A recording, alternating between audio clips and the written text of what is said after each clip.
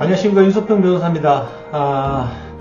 우리가 몸이 아프면 외과, 내과, 외과, 정형외과, 이비인후과 이렇게 정해져 있잖아요, 병원은.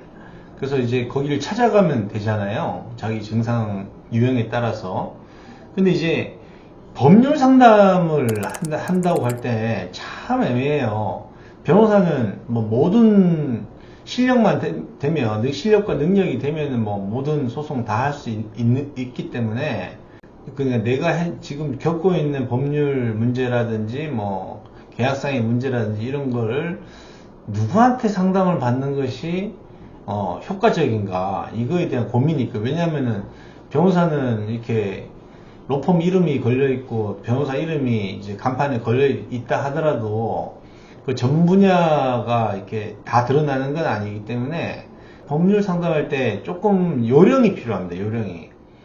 첫 번째는 뭐냐면은 이제 인터넷이나 대한변협 홈페이지나 그 다음에 법조인 대관이라고 하는 게 있어요. 그런데 찾아 들어가면은 부동산, 이혼, 회생 파산, 형사, 이런 거 이제 전문 분야를 검색하면 거기 이제 대한변협에 등록되어 있는 두 가지 분야를 전문 분야로 등록할 수 있거든요, 변호사는. 그래서 전문 분야를 먼저 물색하는 게 중요합니다. 그래서 내 상담건을 가지고 그 전문 변호사를 찾아가서 상담하거나 유선으로 상담하거나 하시면 돼요. 그래서 첫 번째는 이제 전문 변호사를 일단 검색하는 거, 그게 첫 번째 요령이고, 두 번째는 그냥 마구잡이로 그 상담을 받으시면 안 되고, 지금 내가 지금 처해 있는 법률 상태나 계약 상태 이런 거에 대해서 사실관계를 좀 정리를 하실 필요가 있어요. 사실관계는 이제 유가 원칙에 맞게 정리를 하면 돼요. 장황하고 이렇게 정리하실 필요 없어요. 근데 사실관계를 정리할 때는 몇 가지 요소가 좀 들어가야 되는데, 간단하게 당사자 간의 관계, 요거 정리가 필요합니다. 예를 들어서 임대인하고 임차인, 매도인하고 매수인 이런 거. 그러면 이제 법률 상담 받을 때 이제 그 분야, 이제 매매에 관한 법률, 임대차에 관한 법률 적용, 이런 식으로 이제 상담 범위가 좁혀지거든요. 그래서 그렇게 하시면 되고, 그리고 사실관계 정리할 때 내가 생각하기에는 억울하다고 생각하는 부분, 뭐가 법률 위반이고 뭐가 계약 위반인지, 그렇게 내가 지금 나는 법조인이 아니지만은 일반인이 상식과 경험치에 비추어서 내가 지금 억울하다, 이 부분이 문제가 있는 것 같다라고 하는 부분을 좀 도드라지게 정리를 하시는 게 좋습니다. 근데 사실관계를 정리하라고 하면 이거 상대방을 아주 나쁘게 만들기 위해서, 나쁜 이미지를 부각시키기 위해 가지고 과장되게 정리하거나 허위로 정리하실 필요는 없어요. 그리고 사실관계는 이제 유가 원칙에 맞게 정리를 하시되, 너무 장황하게 몇 날 며칠 무슨 식당에서 소주 2병을 마시면서 얘기를 했는데 이런 것까지 정리할 필요는 없어요. 예. 그래서 사실관계 정리를 해가지고 상담을 받으면은 변호사가 빨리 이제 해당 사실관계를 파악하고 거기에 맞는 법적 의견을 줄 수 있겠죠. 그러니까 시간이나 비용이 절감이 될 겁니다. 그리고 상담 받을 때 내가 생각하기에는 이게 증거라고 생각하는 걸 가지고 가시는 게 좋아요. 챙기는 게 좋습니다. 증거는 너무나 다양하죠.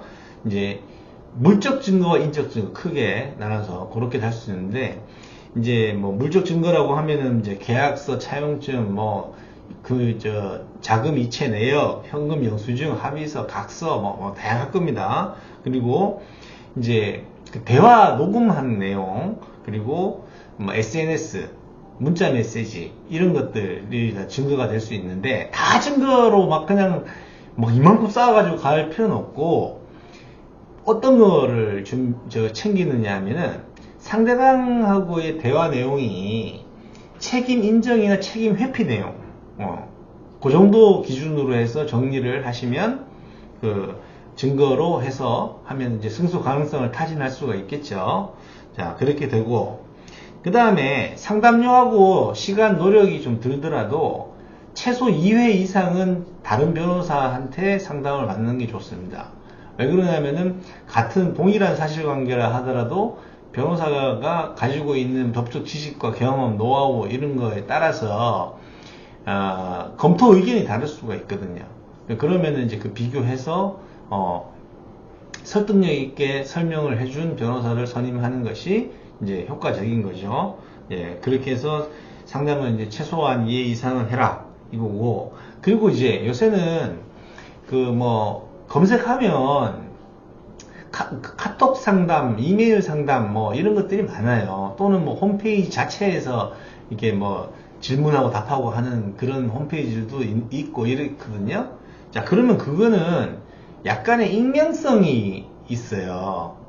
그러면 그런 SNS 상담이나 이메일 상담, 홈페이지 자체의 상담은 이게 가벼울 수밖에 없습니다. 가볍다는 건 뭐냐면 깊이 있게 상담이 이루어진다고 보기는 어려워요. 예. 왜냐면 공짜잖아. 무상이잖아요. 무료잖아요. 예, 무료는 어차피 사람이 마음이 잘 안 갑니다. 돈 가는 건 사람이 마음이 가는 게 인지상정이기 때문에. 그래서 SNS 상담이나 저도 이제 카카오톡 상담 많이 받거든요. 이제 이메일하고.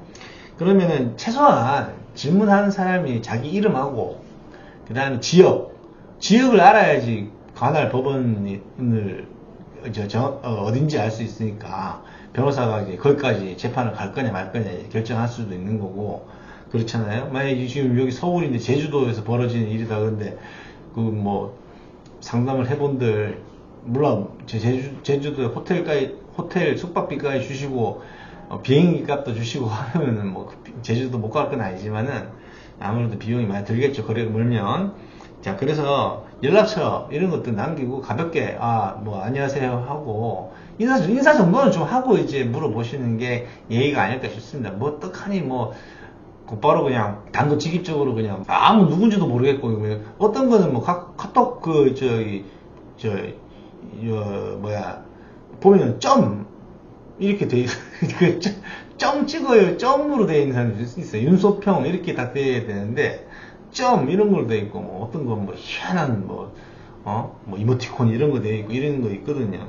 그러면 이게 지금 제가 변호사가 이제 무료로 지금 간단하게 답을 해주는 건데 할 맛이 안 나죠, 사실. 예, 그렇습니다. 자, 그래서 SN 상담이나 이메일 상담 이런 상담들은 일단 돈이 안 들어가니까, 돈 받는 변호사도 있는지 모르겠는데 저 같은 경우는 카톡에 돈 어떻게 받아요, 그죠? 근데 이제 그거는 이제 결국에는 간단한 질문에 대해서 간단한 답변이 나가는 경우만 이제 그 정도로 하시면 이용을 한다 생각하시면 돼요. 근데 SNS 상담이나 이메일 상담할 때 1심 판결문, 2심 판결문 보내고 기록 보내고 이런 분들이 있거든요. 증거도 대화 내용 엄청나게 이런 거 녹음 파일 보내고 이런 분들도 계세요. 그런 거는 변호사가 다 상담해 줄 수가 없습니다. 왜냐면 변호사도 할 일이 있는데 그런 어떤 시간과 노력이 좀 들어가야 되는 것들은 정당하게 그 상담료를 지불하시고 또는 자문료나 이런 걸 지불하시고 기록 검토, 그 다음에 판결문 검토, 증거 검토 해달라고 의뢰를 하셔야 돼요. 아니 SNS 이건 이메일 공짜다 생각해가지고 됐다시만게 이따만큼 자료 보내면 변호사가 그 상담만 하고 하루 다 날릴 수는 없지 않습니까? 예, 다른 일도 해야 되고 해야 되는데 그렇게는 못하죠. 그래서 법률 상담을 효율적으로 하는 방법은 제가 지금 한 5가지 정도로 정리를 해 드렸습니다. 그래서 참고하시고 법률 상담을 받을 때는 요런 방법으로 하는 게 이제 비용, 시간, 노력 이런 것들 기준해 가지고 효율적으로 될 수 있겠구나 라고 생각하시면 되겠습니다. 그리고 질문하고 할 때는 답해주는 사람 시간과 노력이 들어가는 거니까 서로 인사 정도는 하고 해야죠. 이게 물론 뭐 언제 본 적도 없지만은, 예, 그거는 뭐 사람 사는 사이에서 에티켓 아니겠습니까? 자, 그래서 그 정도로 법률 상담을 할 때 어떻게 접근할 것인가, 거기에 대해서 제가 한 말씀 드렸습니다. 여기까지 시청해주셔서 감사합니다.